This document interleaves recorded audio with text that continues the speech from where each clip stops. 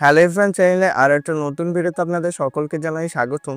এই ভিডিও টপিকে আমরা আলোচনা করব জনসুরক্ষা পোর্টাল একটা এরর আছে, নতুন করে জনসুরক্ষা করা যাচ্ছে না, অর্থাৎ পিএমজেজেবিওয়াই পিএমএসবিওয়াই নতুন হচ্ছে না। কেন হচ্ছে না, কবে থেকে হবে, বিস্তারিত আলোচনা করব আজকের এই ভিডিওতে। তো দেখতে পাচ্ছেন জনসুরক্ষা পোর্টাল ত্রিপলএস, এখানে আমি ক্লিক করলাম।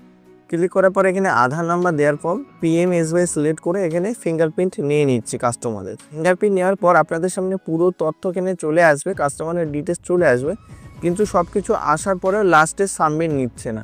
তো এখানে আপনাদের আমি দেখিয়ে দিচ্ছি লাস্টে কি আসছে। টোটাল আমি এখানে ডিটেলসগুলো আমি প্রথমে তো ফ্ল্যাগ করে নিচ্ছি।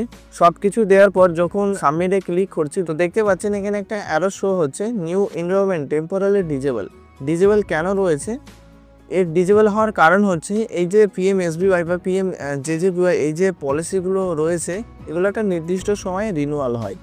তো রিনিউয়ালের জন্য মূলত এটা এখন বন্ধ রয়েছে। তো সোশ্যাল সিকিউরিটি স্কিম যেগুলো রয়েছে 2/6/2025 পর্যন্ত আপনারা কোনো রকম কোনো এসবিওয়াই বা জেজেবিওয়াই করতে পারবেন না। 2/6/2025 পরে পুনরায় যেরকম আপনি ইন্স্যুরেন্স করতে পারছিলেন বা পিএমএসবিওয়াই বলুন পিএমজেজেবিওয়াই করতে পারছিলেন, সেগুলো করতে পারবেন। আজকের এই ভিডিওটা আপনার কেমন লেগেছে অবশ্যই কমেন্ট করে জানাতে ভুলবেন না। আজকের এই ভিডিওটা যদি আপনার একটু ভালো লাগে অবশ্যই আমাদের চ্যানেলটি লাইক, শেয়ার, কমেন্ট এবং সাবস্ক্রাইব করতে ভুলবেন না। ধন্যবাদ।